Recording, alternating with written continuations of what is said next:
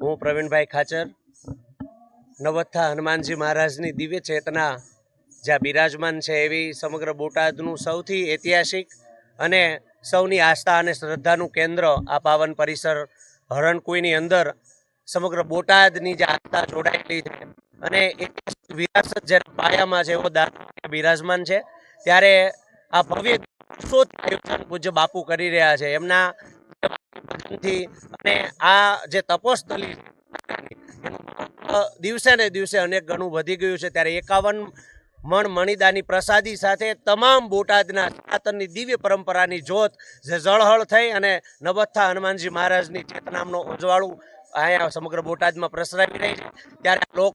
ભવ્ય પૂજ્ય બાપુના આમંત્રણને માન આપીને શ્રદ્ધા આસ્થાના આ ઐતિહાસિક ભૂમિ ઉપર આજે સમગ્ર બોટાદની જાહેર જનતા ઉમટી પડી છે। આવો દાદાના સાનિધ્યમાં પર્વની બાપુ ઉજવણી કરી રહ્યા છે, એમાં સાથે જોડાઈએ અને જમગઢ જાંબુવન અને નલ અંગદ સુગ્રીવ ના રહ્યા પણ હજુ લગ હનુમાન એ તો કાયમ બેઠો કાગડા, એવી દાદાની ચેતનાને વંદન કરીએ અને સૌ દર્શનનો લાભ લઈ અને આ તપની ભૂમિ, તપોસ્થલીની ભૂમિ, શ્રદ્ધાની અને આસ્થાની ભૂમિમાં પૂજ્ય બાપુ સાથે જોડાય અને આ લોકમેળાનો લાભ લઈએ અને આપણા સંતાનોને વારસામાં સંસ્કાર, સભ્યતા, સંસ્કૃતિ અને સનાતનની જ્યોત તરફ આપણે બધા લઈ જવા માટે આવા મેળા અને હનુમાનજી મહારાજનું ચરિત્ર અને રામ સૌના જીવનમાં આવશે ને તો આ બધું જ સાર્થક બની જશે। ફરીથી પૂજ્ય બાપુની ચેતનાને વંદન, દાદાને વંદન અને બોટાદની જાહેર ધર્મપ્રિય જનતાને વંદન।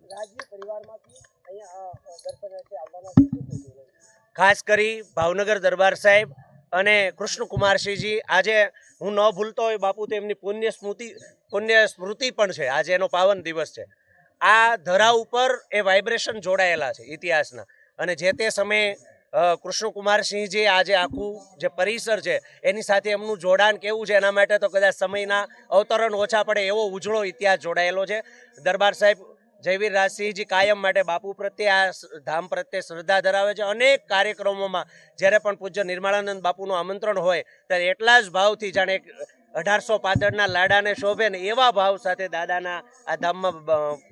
દરબાર સાહેબ આવે છે, આજે પણ આવી રહ્યા છે, અનેક સંતો મહંતો પણ આવી રહ્યા છે અને એટલે બાપુ માટે છેલ્લે એટલું કહીશ કે જે બાપુએ આ સેવાથી આ ધામને જોડ્યું છે, સરવર તરવર સંતજન અને ચોથા વર્ષે મેં પરમારથને કારણે તો ચારો ધર્યો દે। બાપુ વંદન।